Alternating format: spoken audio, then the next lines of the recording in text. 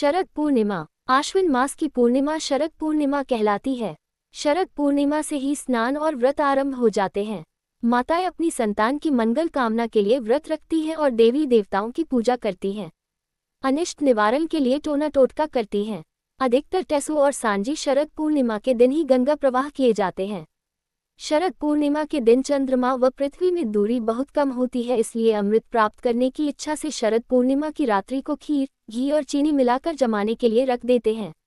इस दिन जमाए गए घी खान तथा खीर बहुत स्वादिष्ट लगते हैं तथा स्वास्थ्य के लिए अत्यंत लाभप्रद होते हैं।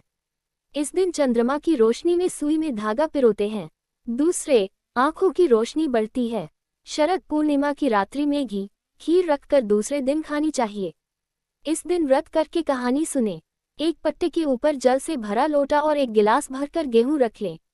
दोनों पर रोली से सतिया काटकर चावल और दक्षिणा चढ़ाएं और टीका लगाएं। 13 दाने गेहूं के लेकर कहानी सुने। फिर गेहूं से भरे गिलास का बायना निकालकर ब्राह्मणी को दे दें। लोटे के जल और गेहूं के दानों से, जिन्हें हाथ में लेकर कहानी सुनी थी, चंद्रमा को अर्घ्य दें। इस दिन भगवान श्री कृष्ण ने गोपियों के साथ रात्रि का महारास किया था, इसलिए इस पूर्णिमा का ब्रज में बहुत महत्व है। इस परंपरा को ब्रज के निवासी अब भी मानते हैं। आज के दिन ब्रज में जगह जगह पर 15-16 मंडलियां एक साथ महारास करती हैं। इस दिन शंकर जी के पुत्र कार्तिकेय जी की भी पूजा की जाती है। कुछ जगहों पर भाई की रक्षा हेतु बहनें व्रत रखती हैं। शरद पूनो की कथा। एक साहूकार था, उसकी 2 पुत्री थीं, जिनमें एक बेटी शरद पूनो का पूरा व्रत रखती थी और एक आधा व्रत रखती थी। जो शरद पूनो का पूरा व्रत रखती थी उसकी संतान जीवित रहती थी और जो आधा व्रत करती थी उसकी संतान होते ही मर जाती थी। पंडितों से पूछने पर उसे अपनी गलती का पता चला। पंडितों ने बताया कि तू शरद पूनो का आधा व्रत करती है, इसी कारण तेरी संतान मर जाती है। तभी से उसने शरद पूनो को पूरा व्रत रखना शुरू कर दिया, परंतु फिर भी उसके लड़का होते होते ही मर गया।